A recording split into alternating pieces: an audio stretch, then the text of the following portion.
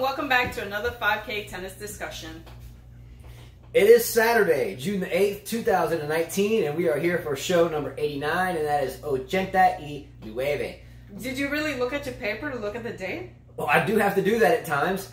The days tend to run together as the years trickle by, but I'm rewinding that because what we're trying to do here, if you notice, I used to always say hello and welcome back, blah, blah, blah, blah, but everyone is edging Carla here to edge more into the discussion, so we're trying to shift the trajectory so it's kind of even Steven, but she's like one of those type people that's like a third grader that goes to class and they have to make a presentation like our 9-year-old, no, 6-year-old. Our 6-year-old, she goes and she gives like show and tell at school, and she gets up there and she's so shy. She's like, what did she bring? A dolphin, like a stuffed animal dolphin. She's like, here's my dolphin, gone. See, that's like Carla. You get her to talk and she's like, get her talking about tennis though, she's good. So let's see if we can get her talking tennis today. All right? And yes, I did have to look at the date. Well, I think we slept for like 9 hours and 5 days or something. So yeah, I had to look at the date. It's actually good that we're getting a little break because the grass court season's around the corner. Shoot, I'm ready. Born ready. So not a good day for Djokovic fans today? Today was a big day, by the way. The women's final completed. We'll get into that. And we do need some viewer assistance when we get to that topic. As well as the Novak Djokovic and Dominic Thiem match completed. So we're going to discuss that as well, exclusively, I think you could say. Quite a few topics. So let's get right into it. We do have some tennis to go entertain this afternoon. So we'll try to make this quick, fun, energetic. Let's go, because I'm ready.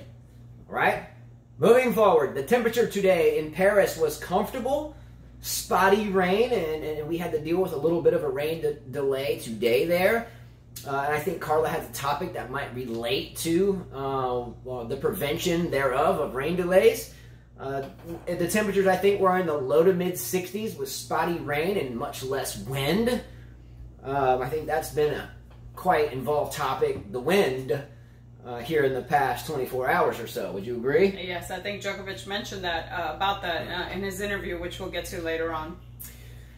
All in all, it was a great day in terms of weather for tennis, less a spotty shower, but I don't think there can be any complaints about the wind today. Subtle wind, not hurricane force. But by the way, if anyone, oh my gosh, no, again, Djokovic fan, just telling you, there's more. I'm more of a Federer fan, but anyway, just so you know, I'm joking. But I think there was an interview where Novak Djokovic indicated that if it wasn't for the hurricane force wind, he said you can't play your best with hurricane conditions. Now the last tennis fan or player, he's never been in Florida. Or here, we do weather videos, so you can check out some of my hurricane videos where, like, Carla and I are out in actually the hurricanes. So let me just go ahead and reiterate that this definitely wasn't hurricane force. Hurricane force, if I remember correctly, is 74 mile an hour plus, or 75 mile an hour plus sustained. Mm-hmm. Tropical storm is 45 to 74. So it wasn't even sustained. A tropical storm. I think they had gusts of 45. So by the book, it wasn't hurricane force winds. It was actually 30 somewhat tropical depression, but the skies were not torrentially downpouring with rain and had lightning bolts and tornadoes wrapped up in it. It was just, rain and wind. So it wasn't hurricane, just saying, because we live in Hurricane Alley. That's all I'm getting at. It was just Thiem drop shots. It's like if I hear hurricane, I'm like, let's go. It was Thiem drop shots. That's what he was referring to. All right. Anyway, all jokes aside, I'm a big weather guy. I love weather. It's one of my passions beside tennis. And this thing over here that slaps me with sandals. But nonetheless, the weather, if I hear hurricane, I'm like, like Pavlov's dog salivating or something, and I hear hurricane, and I realize that he's talking about Paris on a windy day. I'm like, all right, slow down here, bro. Slow your roll. Stay in that lane, dog. Stay in it. All right, moving forward. We are going to get right in to some matches, but first we're going to have a few topics. I know Carla has a topic that she wants to get out of the bag right now that involves Ethan Thiem. Hi, Ethan. I guess Ethan decided to do a little bet with me. He said if Osaka goes further than Serena Williams at Wimbledon, wait. If Osaka goes further, then I have to do something. I haven't decided what I'm going to do. But if Serena goes further than Osaka, then he will do something. And he's thinking of maybe like baking me some, or baking us some tennis ball cookies, or maybe dressing up. Man, I don't want any cookies. I don't even like sweets. I knew he was going to say cookies. That. Look, I knew he bakes good. I like to bake too. But you can send it to my kids. But it's generally not cookies. It's like dinner. But look, I don't like sweets. I don't. So you prefer him doing something funny? Look, you could have a whole buffet of candy and cookies in here, and I wouldn't even grab one. Am I wrong? It's not that I have a problem with them. Since I was a boy, I've never liked sweets, so cookies are done. They're well, out. since it's my bet, and not yours, I'm fine with that, Ethan. Because the kids could eat it. Yeah, our producer, yes. Our producer over here, our second oldest son, is now back, so he's representing behind the camera. He said yes. And he's like, yeah, cookies, man, what cookies? Yeah. All right. So we'll figure it out, and I told him I'd figure something out. Okay, so the first bet running into Wimbledon is this: if Serena Williams makes it farther than Naomi Osaka into the Wimbledon draw, then Ethan will lose. Correct. If Osaka makes it further than Serena, then you will lose. Correct. Mark it down. Let's yes. go. And then I think you and I have a bet as well, which he kind of got me into because I opened my mouth before I could finish. I forgot about that. You said that Barty would get further than Anisimova at Wimbledon. Well, no, it wasn't. Was it Barty? Yes. Yes, okay, so I forgot about that. Can you write that down? Because I totally spaced on that. Yeah. So can you write that? I wrote it down already. Oh, okay. That's well, our bet, yeah. I will forget. I have to do something. We haven't thought of it yet. Let's go, Barty. And then another bet that I won today, thanks to Djokovic losing, was Rahesh. He will be wearing something that says something representing Nadal, since he is a huge Djokovic fan. But he loves Nadal too, but he's a bigger Djokovic fan. And he will do some type of audio so you guys can hear him say it. All right, this is what I gather from this. I know Rahesh lost his bet to Carla, but here's the kicker for me. Having to figure out how to do the technology behind it, like, he has to pay his dues. He's going to. He's already getting it ready. So hopefully we can figure out how that goes down. Like, how do we record this? We would do it live, but our internet here doesn't even work 9 days out of 10. Not because of the bill, but because of where we live on a Hurricane Alley Island that has a bridge that's 2 miles long before it meets the coast. So the internet is just off. So we have to record and download. So I hope that we can figure out, maybe you guys can do like a live chat phone call. That's what we're thinking of. Something. Yes. But hopefully we can figure that out, because my mind just doesn't get down that way. I'm out. Don't even ask me. If someone asked me, hey, how would you do a phone conference? I'd be like, ask her. Question mark. Yep, Light bulb turned off on that one. So that's one bet. And then there's another bet that I won't say the viewer's name that I guess he's not going to owe up to. So... Oh, you're talking about Kane Surjanovic, and we have the message where he bet you a tennis racket, and then kind of disappeared, popped back up. And look, I love you, dog. But when you bet with a girl, or anybody for that matter, you got to pay rent when it's due. You just got to do it. You know what I mean? It's subject. I mean, come on. That's okay. I'm glad I won, though. I'm glad I was right against a lot of viewers who said Djokovic is going to win 4 straight. That won't happen now. It's all good. It's a friendly bet, but nonetheless, it wasn't like you. It was you were directly called out for. Oh yeah, I was directly called out. Hey, I tell you what, take the bet. If it doesn't happen, I will. Anyway, it doesn't matter. Friendly bet. It didn't happen. She won the bet, and hopefully you get your tennis racket. It's all good though.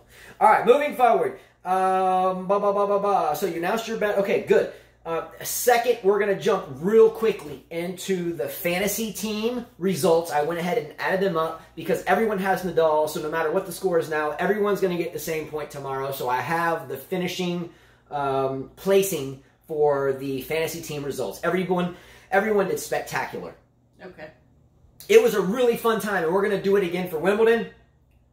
But here's how it ended, okay? We had 2 people tied for 7th place. And that was Ethan D.A. What's up, Cookie Man? Let's go. And Kenneth Chow in Canada. Let's go. In 6th place, Carlita, a.k.a. Pocahontas herself, finished up with 48 points. In 5th place, Furzy09 with 49 points. What's going on, Furzy? In 4th place, Dusan Dramikanin with 50 points. Yay. In third place, Peter Dijkstra in Sweden with 51 points.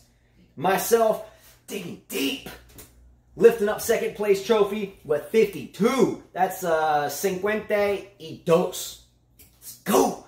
And then the big winner for the third straight prize giveaway in a row is Casper, a.k.a. Dedseville, the man in Poland himself. Hey, Casper, let me know what you would like this time. Just email me. Yeah, came in with 55 points. 55. No one can catch him. It's over. So, 5K tennis shirt, 2 sets of YTEX strings, or I have a few YTEX shirts and jackets left. But if not your size, then we'll figure it out. All right?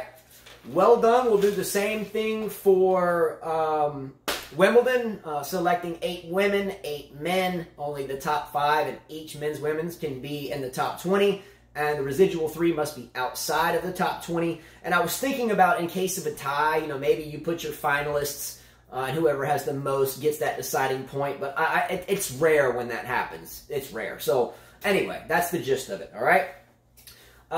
Third topic real quickly. Carla and I have a brief tennis history topic, okay? And we discussed this earlier, and I'll tell you where this topic even comes from, or came from. We were watching the Djokovic Thiem match this morning, and during the rain delay, there was a small segment on a French woman, Suzanne Lenglen, and I thought it was a really beautiful piece. It was. Yes. A really beautiful piece. Now, what really got my mind going and made me want to start writing a little bit was that when I was a boy, and still to this day, my father, 81 years young, played since he was 4, would mention Suzanne Lenglen as a boy growing up, and still to this day, when he texts us about the show or whatever, he'll bring up Suzanne Lenglen or send pictures of her, right? Yes. So when I saw it and actually saw her game in really well done live action, at least the best you can recreate from the early 20s, late teens into the early 20s, right? Or to the mid 20s. I think she died in 1938, alas. But I was watching some of her live shots, and I think over the years, Carla, we've coached since we were very young as well as play. I think over the years, we always hear things like tennis has changed so much, and the shots have changed. And really and truly, looking at her play then, the only thing that I see that changed from her to the game today is the attire and, yes, the racket and string composition. Yes, yes. The tennis that we had an opportunity to watch her play today, from a conglomeration of videos we found online, as well as what the Tennis Channel beautifully did on the Tennis Channel, was really a beautiful picture. You know, what's the word for it? You know, you can paint what is it? I forget what I'm looking for. There's like a saying for what I was getting at. Anyway, never mind. I'll move forward because I'll never think of it, and I'll dwell 10 minutes trying to think of it. But it was a pretty picture, put it that way. Putting it all together. Paint a pretty picture.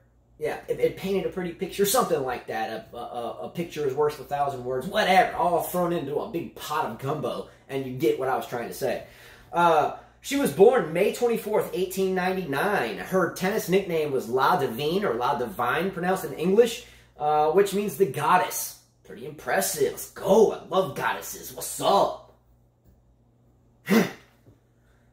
She died at age 39 in the year of 1938, the same year my father was born, who was 81 years young as of this day and still plays the game, and a good ping pong player, too. That was young to die. Wow. She had health problems from very young on, and her father decided to train her as he thought it would be a good way, because of the fitness level in tennis, to help her really put a butt kicking to her ailments. Didn't she have asthma? She had asthma and thought this would help her out, at least her strength and stamina, etc.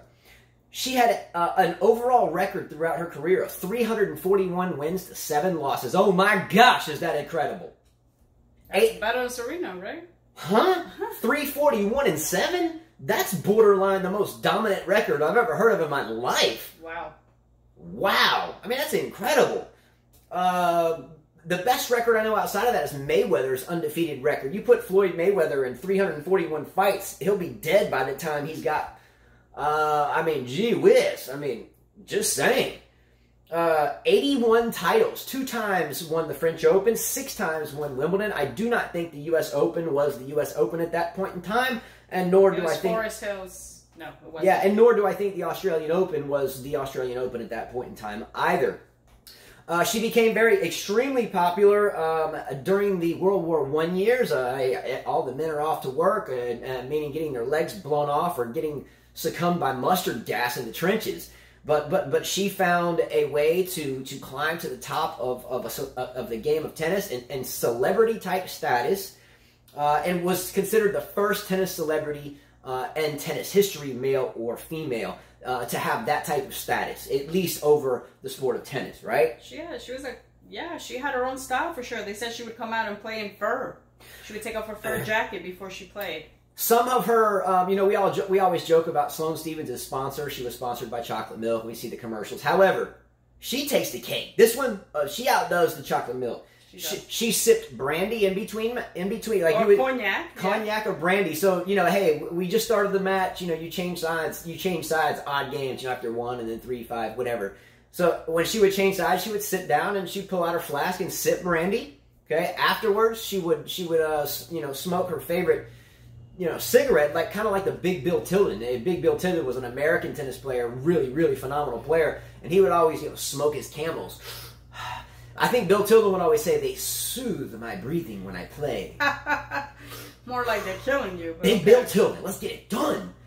But I would say that her sipping brandy did something right, because at one point she won 181 matches in a row. 181 match win streak. That's insanity. Incredible. Anyway, father trained. Much love to the father who pulled that off. But again, we were able to dig some videos up, and it was really kind of a fun story to look into. And what I got from this is that there's nothing new under the sun. The racket technologies have changed, the strings have changed, but her footwork, especially her Federer-esque volleys, it was amazing. Yeah. She would serve in a beautiful service motion, and wow, her wrist pronation was gorgeous. I mean, she would be up and she would be like, I know, one-handed backhand, of course. Nice wrist pronation. Nice. It was lovely. Now, she was a celebrity, like you said. She had also, how do you call it? Not drama in her life, but she also had stuff going on. Like, she would fake injuries, and then she would go out and party. So sounds familiar. Even back then, players had their own. Wait a minute, that's funny. She just said she'll fake injuries and then go party. Wait a minute, that's funny. How many players pull out of tournaments every day? Yeah, that's what I'm saying. But that's what I'm trying to say. It happened back then. Hence my quote. There's nothing new underneath the sun. That's what I'm trying to tell you. That happened back then. So why would it be different now? Yeah, we're talking 1914. That happened back then. And people were dropping out of tournaments then. Yeah, they would take pictures of her at parties. And sipping 90 proof like the old school, sitting on the sidelines. That's my point. All right. Nothing like the old school, right? All right. Anyway, there's nothing new underneath the sun. I have a really good feeling that if Suzanne Lenglen had this tennis racket that we'll give away for Wimbledon in her hand, I have a real good feeling that Lenglen would be right there at the top today. Yes, definitely. Too bad she died so young. What did she die from? I think general health complications. There was a disease, they said. I can't remember. That's a good question. There was a disease. What caused Lenglen's death in 1938? Yeah. All right. Number 4, you have another topic, by the way, and I have this written here as roof. She told me this morning at 5 in the morning, hey, write down roof on your sheet and tell me to put that as one of my topics. Think you can pull it off? Sure, yes, definitely. I've had many of the viewers and many people that watch the show say, well, we should talk about why there's no roof at Roland Garros.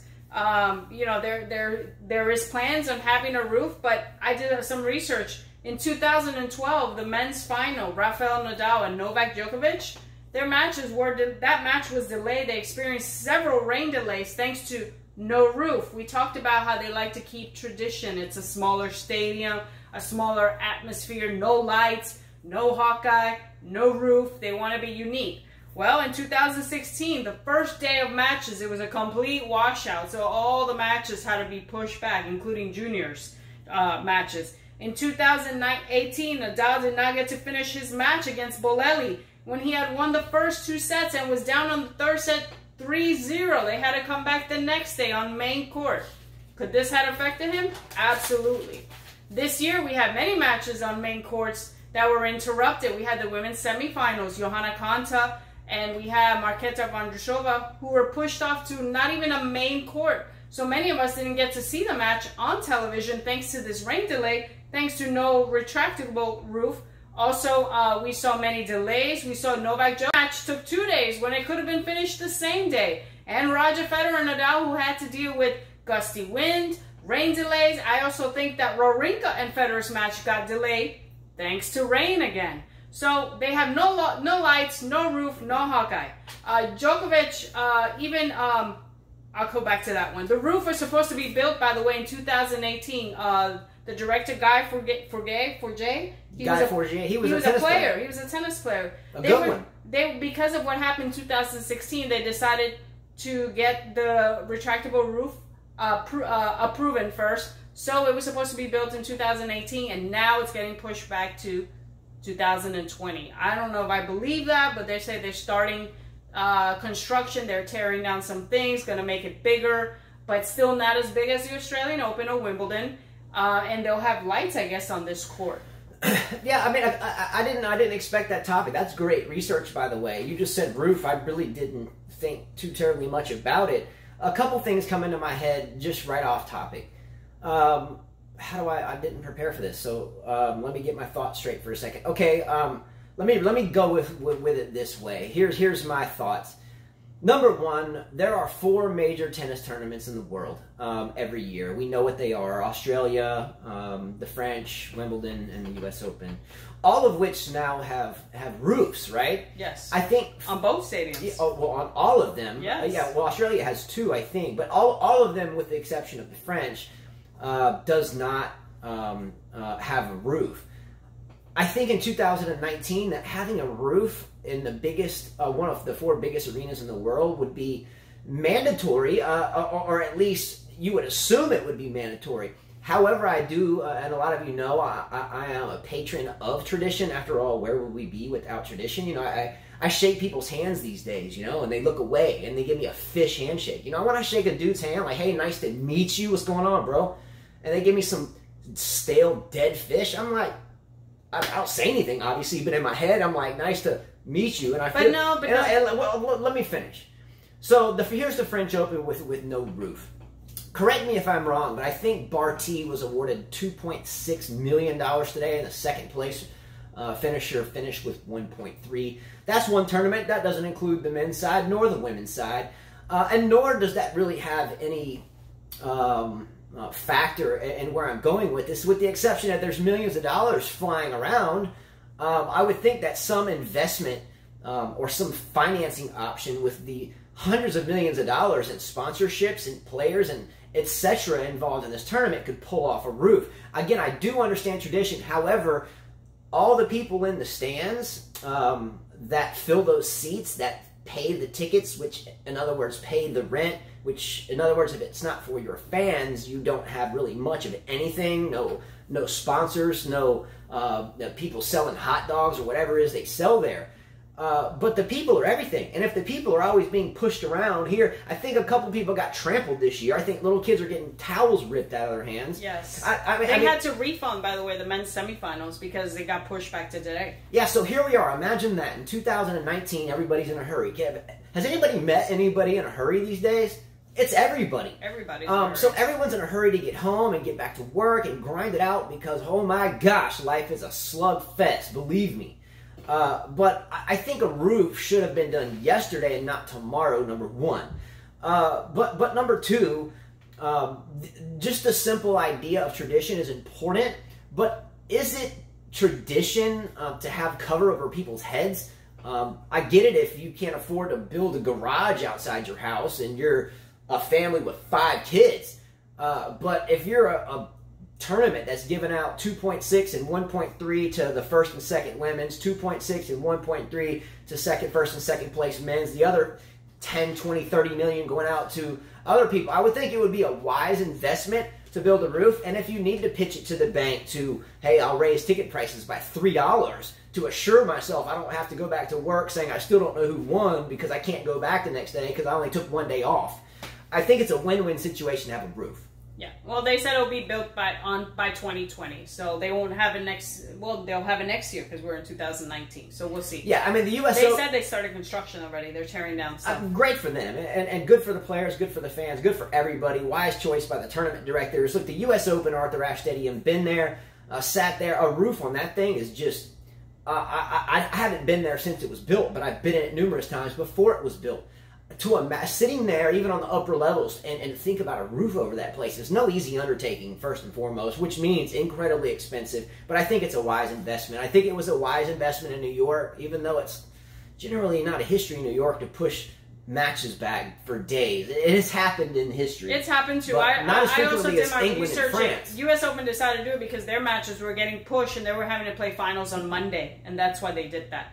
But going back to your traditions, when we did the whole Hawkeye thing that you said, well, traditions are traditions and they should keep their traditions. Today we saw a point that could have changed everything. I mean, it didn't matter. Djokovic lost, but he stopped a point that he thought was out. Umpire came down, said in, and Djokovic just said, that's not the call. That's not the right spot. It's this one. Hawkeye showed it was out. Good thing for him. He won the next point and won that game. Yeah. Otherwise, this would prove everybody's point that we do need Hawkeye. And that the human eye can make mistakes. I remember that. Great memory. So I just had to bring that up because I thought, wow, here's a great example. Yeah, I totally spaced on that. Would not have thought about that. Great memory on that. Yeah, that could have been sketchy, but he ended up winning that anyway. It didn't affect him, but it could have. Yeah. All right. Speaking of that match, let's get into it because we're already slugging through time already. So let's get right into the Novak Djokovic Dominic Thiem match. Yesterday we covered the beginning of it, so what I'm going to do is these are my notes I dug out from yesterday, and they're already kind of ripped up, but Carla and I had written down like 9 things from yesterday, so I'm just going to read them off real quickly with no explanation. We did it yesterday, so if you missed yesterday's show, just pause it here and go back, listen to yesterday's show. We're still trying to figure out the timestamp thing, by the way, so sorry about that. But here's the things that we wrote down yesterday, and this was as the match was going on and we were doing our show. My first note I had written that I think B-Dog02, what's up B-Dog02, let's get down. I think B-Dog02 called an upset here before the match started. I know it because I wrote it here in the match. He said, yeah, due to rain, Djokovic would be impatient. The crowd was extremely small yesterday. It was extremely small. When they came on court, the crowd was almost unnoticeable. Probably because of the weather. Thiem was hitting his backhand very cleanly, okay? So we can't take that away from him. Novak Djokovic was broken in his second service game. B-Dog02 spoke about Novak Djokovic and the wind being an issue. And that's been an issue which we won't get into because it's all he said, she said, kind of like Serena and Thiem, so we won't talk about that. But yeah, the wind has been a topic, and that roof should solve that, by the way. Mm-hmm. I wrote here, heavy wind, arguably the most frustrating and difficult thing to play in. We both agreed, I remember that. I wrote Dominic Thiem was playing the wind much better early. He was slicing and dicing, which is the best answer. I wrote here that Djokovic was complaining to the umpire about the wind, and I wrote I don't blame him because it's extremely frustrating to play in heavy wind. Carla and I, when we live here near a beach. It's horrible. And when it's heavy wind, we leave. We don't play. It's just horrible. It's not even fun. Yeah, we're like, let's go. This is awful. Yeah. We just leave. You're hitting up the middle of the court. It goes to the next court. It's like, what? Yeah. So I'm not pushing buttons there. Yeah, he was right about that.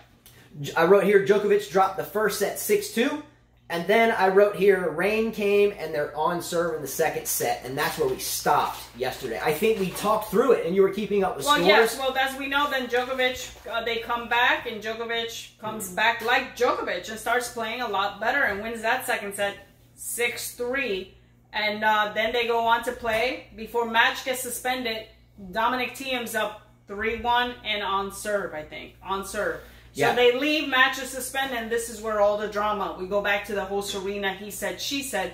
A lot of people were blaming Novak Djokovic for the match being suspended. Waste of time. But it turns out that it's not. I mean, Jim Courier went up to Thiem's. I have to mention it because a lot of people said, even matter. Fans were mad. Everybody was mad. Let them read someone else's article. It doesn't even matter. It turned out to, I have to because people made comments about it. All right. I mean, I'm not his biggest fan, but I have to defend somebody when it's right. Would this argument be admissible in court? Isn't it hearsay? No, it's not, because actually there's a source. Does it matter anyway? It does matter.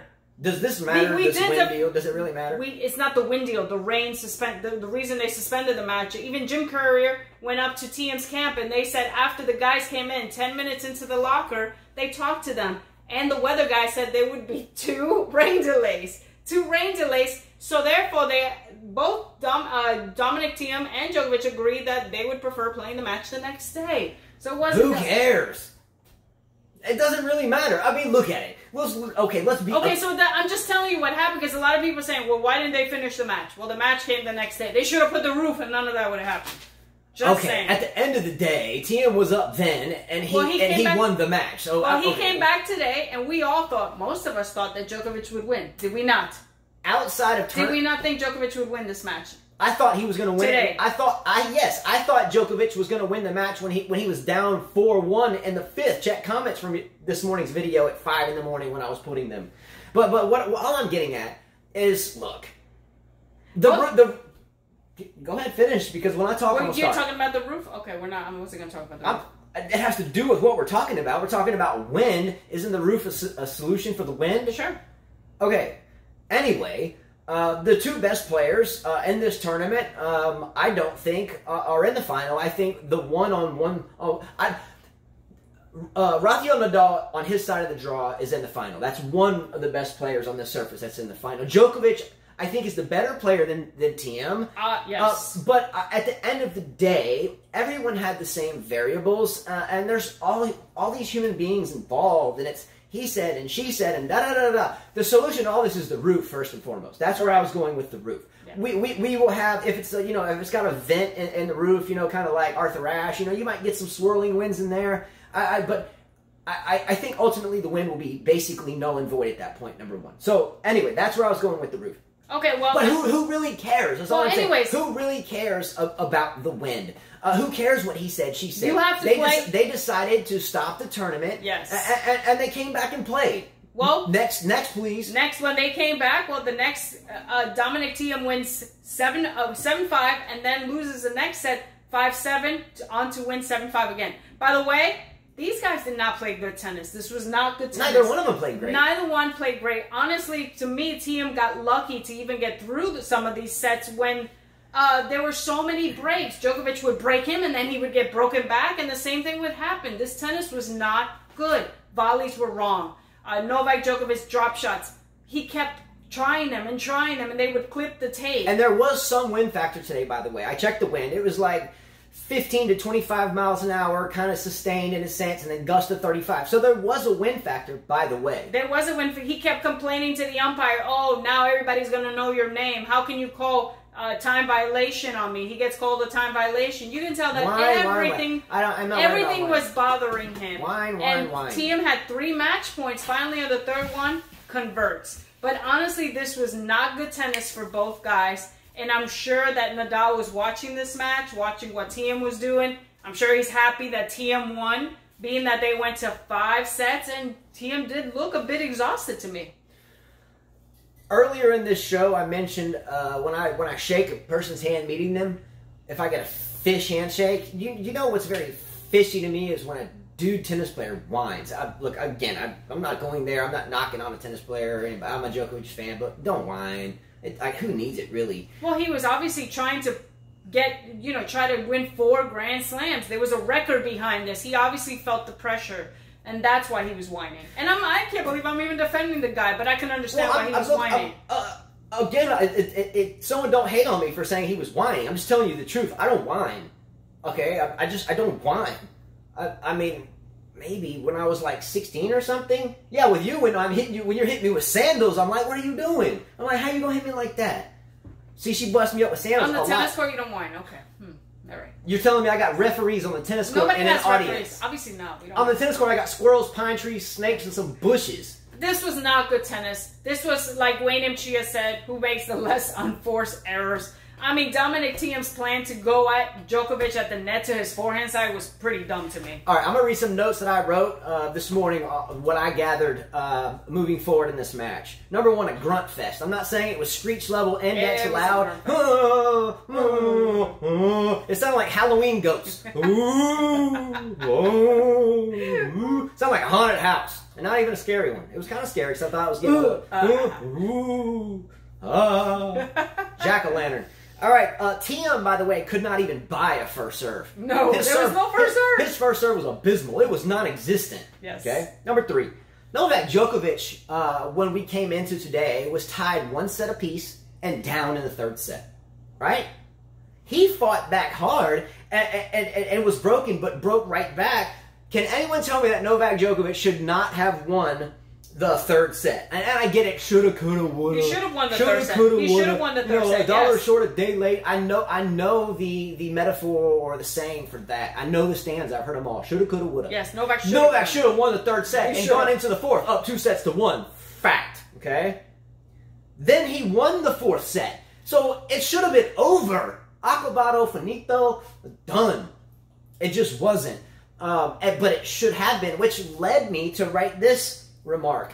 Is dealing with the Players Association stuff and being the lead thereof too much mental, and is it taking away from his game? If I were Djokovic and I wanted to get to 20 slams and Rafael Nadal is fixing to be at 18, which is going to put him even behind the curve a little more, I think I would want to relinquish my egotistical role as simply having a power position. You can have it, Federer. If you want to continue to play politics and be, have your, Mr. Proud moment and have the ego going, that's fine. But egos need to go out the window if you're going to catch 20. And Nadal, I think, will be right around done around 18. He might win the French again next year. I don't even have Nadal going into the second week in Wimbledon in my fantasy thoughts. But anyway, moving forward, he should have won it in 4. Novak Djokovic changed his shirt and his shoes when they took a short break, went into the 5th set, and I figured right then, hey, he's going to win this 5th set. He got down, 4-1 or something? 4-1. 4-1 and fought back again. I wrote it here. At 3-3 and the 5th set, Carla and I had to go. And we were listening to it on radio, which was fun. Yeah, so you had Rahesh, live. Rahesh, Wayne and Chia telling me the scores. Yeah, you had Ethan live. So we had this whole deal going. We were driving in the car. We had to go. We had to take our son somewhere. He was going to be late. So we had the whole car. We had we had French Open. We downloaded the app to listen to it on radio, which was exciting. Those announcers do a really good job, by the way. Yes. I feel like I was watching hearing a soccer game. They're like, and Djokovic hits a forehand cross court, and Thiem hits a slice down the line, and Djokovic comes into the net, and Thiem rips a passing shot. They were like, I'll kill the rubber like you kill. Stuff is real. They were exciting. To eat a meal. I'll rob a steal. They do better than Wimbledon. All right, all right. So look, as he fought back from that though. At 3-3, Carl and I looked at each other. It's over. Djokovic is going to win. Yeah. I think I put a comment, the rare ones that I make on our community on this channel. I think I put it's over or something like that. Or Djokovic is down 4-1. He'll still win, and we left. It didn't happen. But I can tell you that Djokovic was not playing 100% yesterday in the wind, and he wasn't playing 100% today in a little less wind. He just looked a little raggedy to me. He did. He looked a little raggedy. And we know he lost. He gave a good handshake to Thiem, congratulated him. He had an interview after his loss. He went into an interview. He gave credit to Thiem. One of the reporters told Djokovic, I don't think that you played well at all. And Djokovic said, it's hard to play your best in hurricane conditions. Yeah, and that's where the whole spiel of again, is he joking? Sure, but not even close to a hurricane. No, and check out some of my weather videos where Carla and I are like in total blacked out darkness with can't even talk because the wind's taking your breath away. That's hurricane force. And again, Carla and I, we live here on a beach. We have 2 courts here that we play on nearly daily, if not multiple times in one day. And the wind is always blowing, and it's generally always around 30 miles an hour right on the beach. There's no wind guards. They're totally exposed. It's playable. That's all I'm saying. It's playable. And he was frustrated. I mean, he had reporters asking him a lot of questions. They asked him, "Hey, what do you think about the play being suspended? Could there have been can you give me your version of it? And he would say, I don't know. You Who can ask cares? them. Yeah. I don't know. He must have said that about 10 times. So I guess he watched, what's the football player's name? Marshawn Lynch. He must have, I don't know. You can ask them. I don't know. No. You can ask them. No, Marshawn Lynch was a Seattle Seahawks running back. Yeah, he would say, I'm only here because... Yeah, well, he had to go... You know, you have guidelines in tennis, in any sport, where you have to talk to the press. It's part of your job. It's a job description. And he didn't like it. And he would say, I don't know. Ask them. I'm only here because I don't want to get fined. And look, I like Marshawn Lynch a lot. One of my favorite running backs of all time. I love the guy. So I don't blame him for doing that. They sign up for it, so they have to do it. I don't know. Just ask them. I'm going to use that one next time. Anyway, I don't listen, he just lost a match. We talked about this during the Serena time. I don't know. Ask them. When we were talking about Serena going to the smaller room, you know, no one wants to go talk to the press. Nobody. When they just lost. Exactly. Come on, give the guy a break. I agree. And whatever. then Dominic Thiem, they did his interview, and they said, how do you like your nickname? Timinator. Like Timinator, like Terminator. He said, I don't like it. That's you guys. That's an awful name. I think my name's better. Yeah, Master Splinter is much better. Yeah, think about it. Does Dominic Thiem look more like the Terminator? Austrian. He has the same accent. That's all right, well, that makes sense. But let's look at the pictures. Forget about where they're from. If you looked at a picture of the red-eyed robot from Terminator 2, does it look more like Thiem, or does Thiem look more like Master Splinter, the rat dojo or kung fu master is gonna kill me. that teaches the turtles how to, you know, Michelangelo, Leonardo, who's the other ones?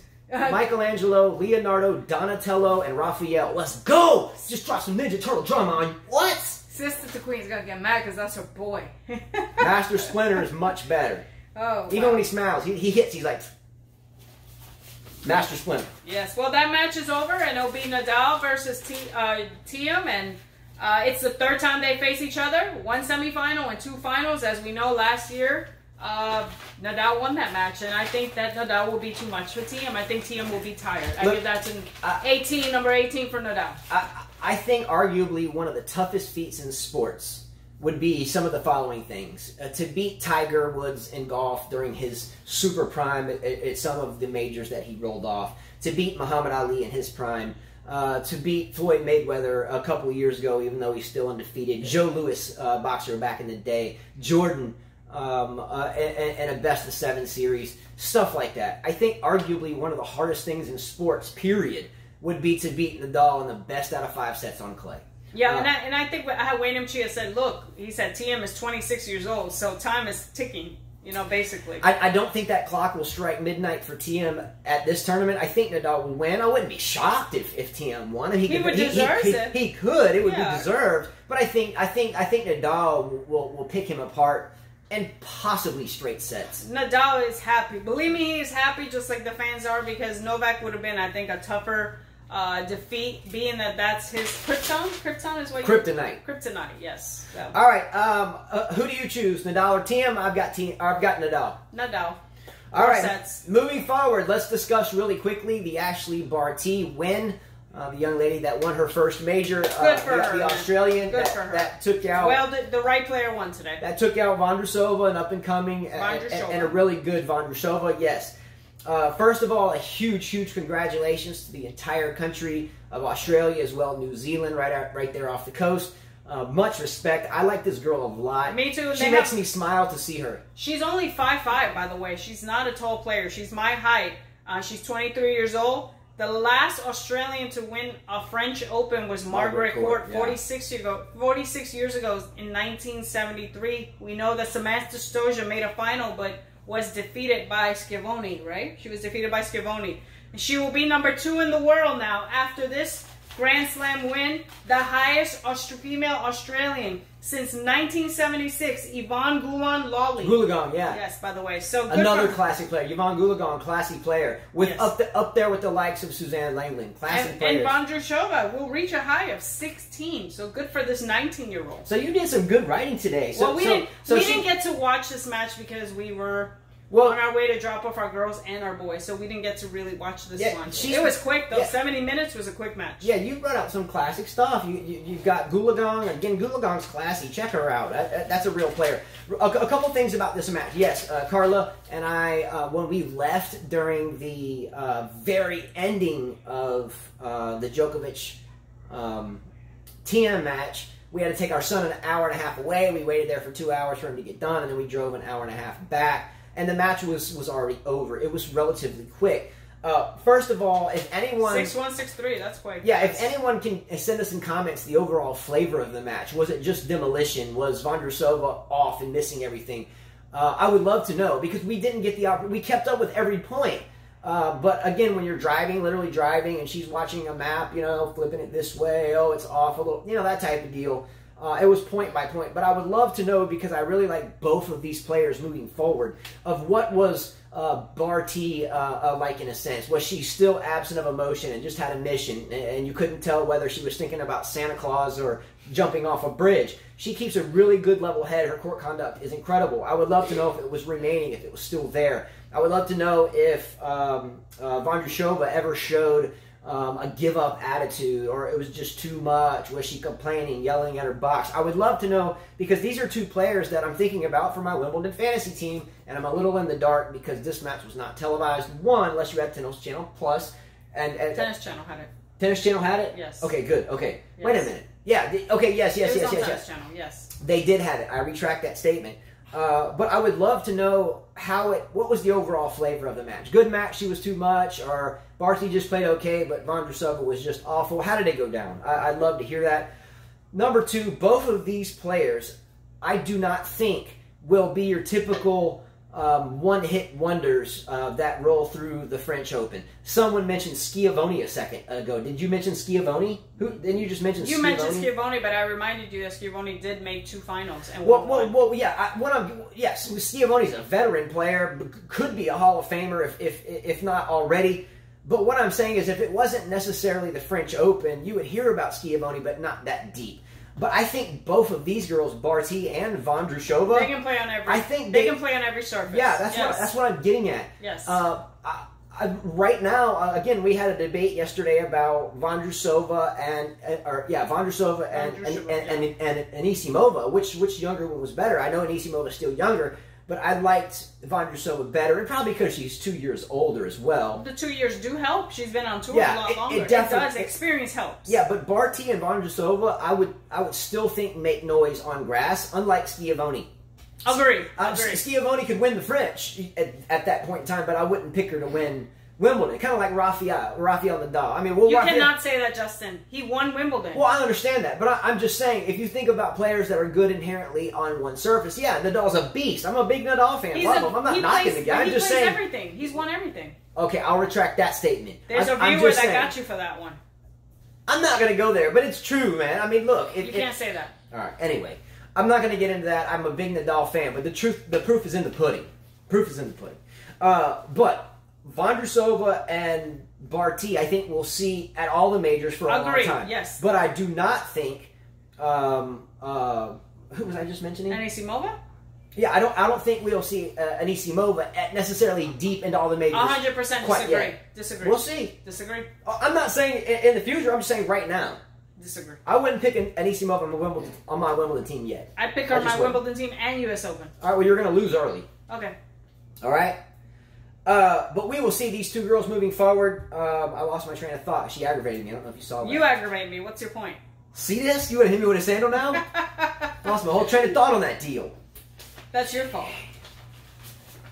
Man. By the way, I wanted to mention that the women's doubles did not play. They will finish their finals tomorrow. The men's did. Unfortunately, Jeremy Chardy and the Frenchman Fabrice Martin could not defeat, I guess, France winning again. They lost to the Germans Kevin Krajewicz and Andreas Miles. Won the French Open. Well, you had to be proud for the French here. Yes, well, last year it was Mahut and Herbert. Yes. Won it last year, and for Chardy and his partner. I'm sorry, I missed that. 6-2, 7-6. Yeah, for them to come back and make a final another year in a row, I mean, great job for them, right? For France, yes. I mean, incredible job. Yes. Now they just need a French woman to win. Who was the last French woman that... Mary Pierce? Was Mary Pierce the last French woman? Weren't we just discussing No, Justine Henin. We were discussing Justine Henin's Belgium. No, Mary Pierce was the last one to win. French. So that's a great trivia question. I do not know the answer. Who was the last Pierce. French woman to win the French Open? In the 2000s. So yeah, write in comments below about your takes on the Vondrousova and Who Vondrousova play? Ashley Barty. Ashley Barty. Jeez. She aggravated me talking about she. Get this tennis racket a second. All right, everyone, write in comments below your take on that match. I'd love to hear them. I think there's so many of you that write these beautiful tennis takes.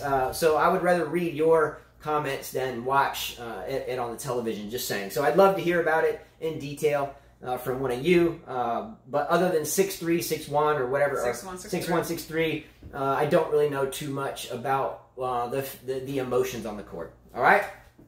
All right, so that's the end of it. Congrats again to Barty, and I'm sure we'll hear a lot more from her at Wimbledon. Let's jump right into the end of the show and do my favorite part, which is 12 rapid-fire questions with a bonus to boot. So if none of you are familiar with this part of the show, I know we've had a lot of new subscribers. Thank you and welcome. Again, all thanks to you, because if it's not for you, again, the audience is everything. Without audience, there is nothing. So always... much thanks to all of you for sure. Just saying in all due respect. All right, so 12 rapid-fire questions. Carla, you cannot look at my pad. She has not seen these questions. You must look at the camera, and if you do look at my pad, you are thus going to get smacked with that sandal on your right foot. And furthermore, you have to answer quickly, rapidly, without thought. So if you don't answer quickly, I'll pass to the next, and then you just look bad. Shoot it from the head. Shoot it from the head. If you're playing at home, type it down quickly. If not, then don't worry about it. And yes, we do read your answers. All right?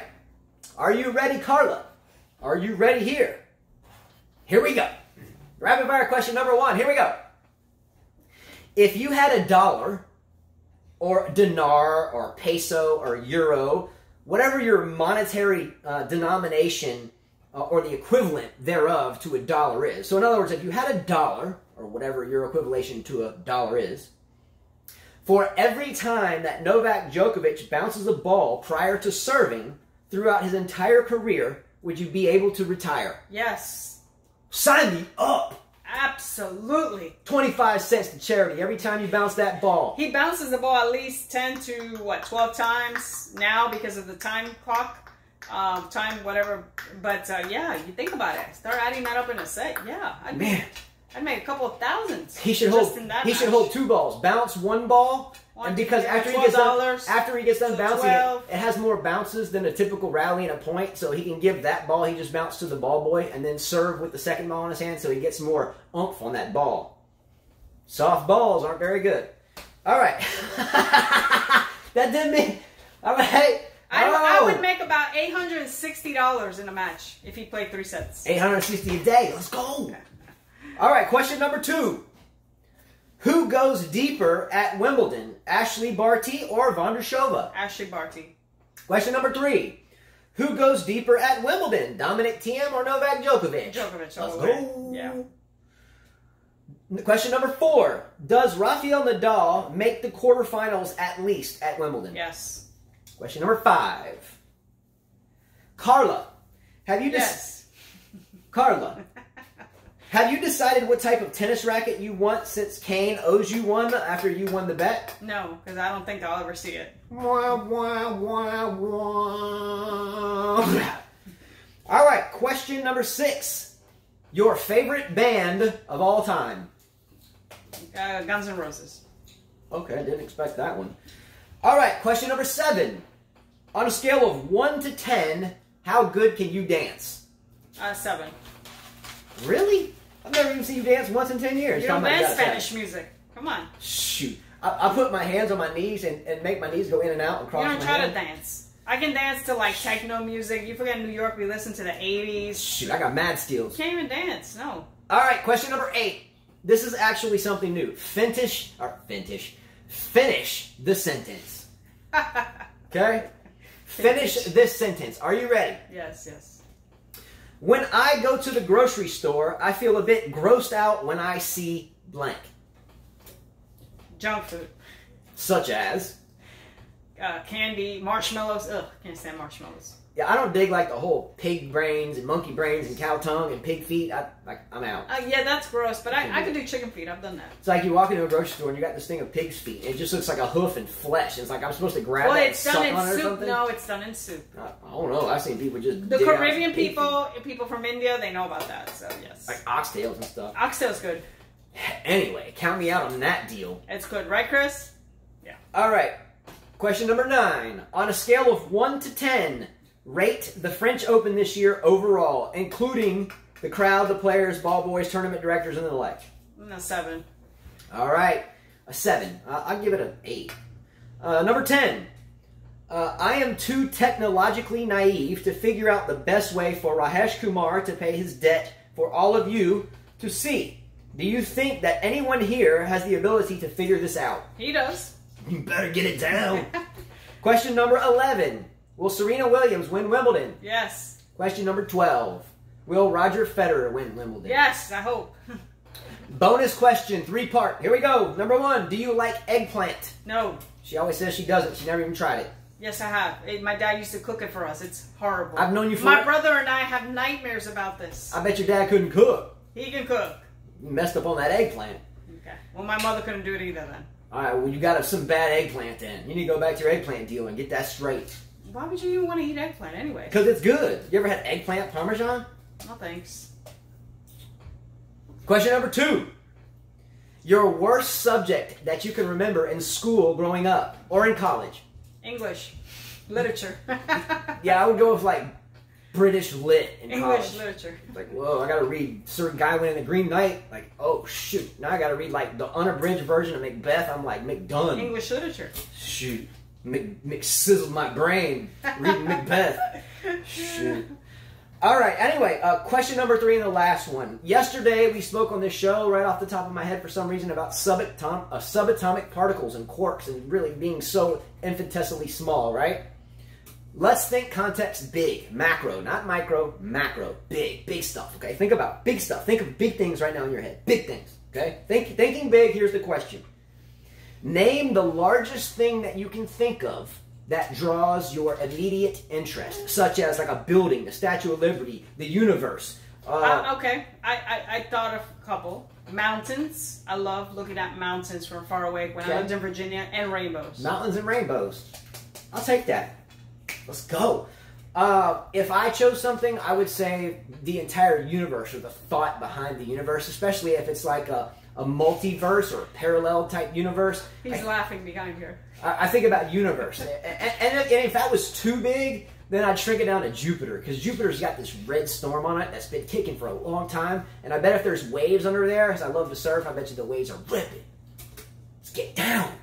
So I'm going with universe, first place, Jupiter, number 2. That's what I'm talking about. Number 3, I can go with mountains, but I'd rather... I love mountains. I love seeing them from far away. Yes. Ending the show, here we go. As always, the quote or thought of the day. This thought of the day comes from, actually it's Jerry Garcia, so it's actually a statement of the day. Jerry Garcia was someone with the Grateful Dead. Anyway, I'll spare you on that. His name is Jerry Garcia from the Grateful Dead. He's always someone that brings happiness to my soul. Yes, he plays his songs from morning to night in the car. That's just me. Before we go to sleep, it's on. So there are a lot of things I could quote from the guy, but it would be like every word he ever spoke really kind of on camera, so it would go on forever. So I just wanted to read this one kind of thought from good old Jerry. All right? Much love, Jerry. Boom. Love you, dude. All right. Here's the thought. Here the thought. See, I said the other day thought, but it's supposed to be thought or quote. So thought. If I say thought, that means quote and thought at the same time. Thought. Write that down. Streets Encyclopedia 102. Abridged version 3.6. Thought. A thought or a quote? Thought. All right, here we go. Here's the quote. You do not merely want to be considered the best of the best. You want to be considered the only one that does what you do. Let me repeat that again. That's a good one. And think about this. You do not merely want to be considered the best of the best. You want to be considered the only one that does what you do. Think about that. We all compete in life. We compete on the tennis court. We want to be the best of the best in sport. But in life in general, be yourself. Be you. for so many years, and I won't get into it, I spent time brown nosing in a sense at different jobs, trying to be the best, and so therefore make gains, and didn't really think as much about, hey, do I need to be at home or elsewhere? It was always about that, and everything was to be better than everyone else, and I didn't really even like what I was doing in the first place, and I stopped realizing who I was as a person and stopped learning how to be the best at doing what I do. Really the only thing that I know outside of raising kids is tennis, and it always has been. Anything else is just a really kind of a painted picture in a sense. That's what my passion is, and until I realized that I was willing to struggle to just be the best at doing what I do, I'm not saying I'm better than anyone, I'm just saying I enjoy it, and that's just me. That's what we do. Are we better than anyone? No, but I'm not happy, or I think that goes for the both of us, correct me if I'm wrong. I don't think we're very happy unless we're on a tennis court or talking about it or with the kids or teaching it or sleeping it or watching it. And at this point, talking tennis with all of you. We're all unique, by the way. Everyone's life has its own design, and if you are just you, your life will follow that design. And that's part of a Grateful Dead song, isn't it? There's a song that too song, that the kids Cassidy. sing. There's a song that kids sing. Everything's by design. Yeah, Moana. That was in a movie, Moana. Everything is by design. And then I think there's a Grateful Dead song, Cassidy, where they talk about live your life by its own design. It has a design, follow it, and you're not going to follow your true design or get to your final destination without being you. You were designed to be you, just be you. And it makes really things better in the long run. It's a test to be here on this planet. It's a blessing to be around. But ultimately, I think I'm just going to be me. And if we end up under a bridge, Carl, I'm sorry, but that's just me. That's how we get here. Just kidding. Just be you, and that's all you really need to do. And that's it. Think about that. All right? That's it, everyone. Have a really good day. Click like below. Share the video. Subscribe to our channel. And we will see you mañana. And as Carla always says, Au revoir. See ya.